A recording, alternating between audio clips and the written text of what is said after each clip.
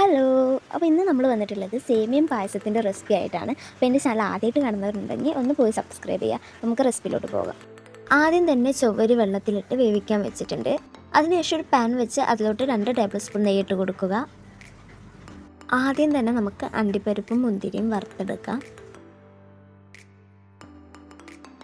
അത് വറുത്ത് കോരി മാറ്റിയതിന് ശേഷം അതേ നെയ്യിലോട്ട് നമുക്ക് സേമിയം കൂടി ഇട്ട് കൊടുക്കാം.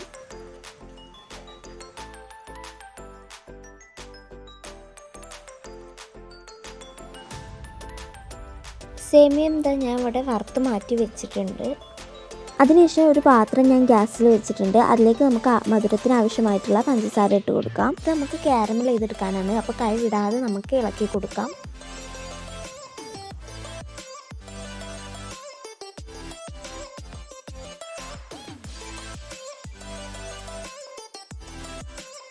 അത്യാവശ്യം മെൽറ്റായി വന്നതിന് ശേഷം നമുക്ക് അതിലോട്ട് പാൽ ഒഴിച്ച് കൊടുക്കാം.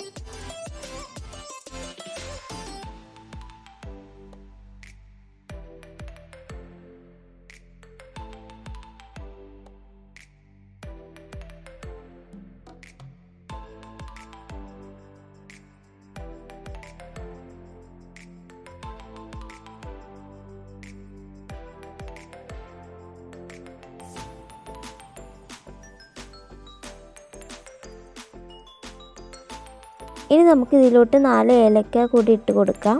മധുരം ബാലൻസ് ചെയ്യാൻ വേണ്ടി ഒരു പിഞ്ച് ഉപ്പ് കൂടി ഇട്ട് കൊടുത്തിട്ടുണ്ട്. ഇനി നമുക്ക് വറുത്ത് മാറ്റി വെച്ചിട്ടുള്ള സേമിയ ഇട്ട് കൊടുക്കാം. അതിട്ട് കൊടുത്ത് നന്നായിട്ട് മിക്സ് ചെയ്ത് കൊടുക്കാം. മധുരം കുറവായതിനാൽ കുറച്ച് പഞ്ചസാര കൂടി ഇട്ട് കൊടുത്തിട്ടുണ്ട്. മിൽക്ക് മെയ്ഡ് നിങ്ങളുടെ കയ്യിലുണ്ടെങ്കിൽ അതും ഒഴിച്ചു കൊടുക്കാം കേട്ടോ. അപ്പോൾ നമ്മുടെ പായസമൊക്കെ ഇവിടെ തിളച്ച് വന്നിട്ടുണ്ട്. അതിലിട്ടിട്ടുള്ള സേമിയൊക്കെ വെന്ത് വന്നിട്ടുണ്ട് കേട്ടോ. ഇനി നമുക്ക് നമ്മൾ മാറ്റി വെച്ചിരുന്ന ചൊവ്വരി ഇട്ട് കൊടുക്കാം. എന്നിട്ട് നന്നായിട്ട് മിക്സ് ചെയ്യാം. എന്നിട്ട് ലോ ഫ്ലെയിമിൽ വെച്ച് നമുക്കൊന്ന് മൂടി വെക്കാം കേട്ടോ.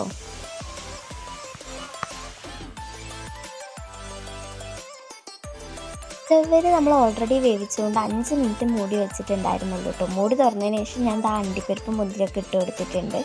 നമുക്ക് നന്നായിട്ട് മിക്സ് ചെയ്ത് കൊടുക്കാം. അപ്പോൾ നമ്മുടെ പായസം അവിടെ പെട്ടെന്ന് തന്നെ റെഡി ആയിട്ടുണ്ട് കേട്ടോ. അടിപൊളി ടേസ്റ്റാണ്. അപ്പോൾ എല്ലാവരും ഒന്ന് ട്രൈ ചെയ്ത് നോക്കുക. അപ്പോൾ ഓക്കെ, ബൈ.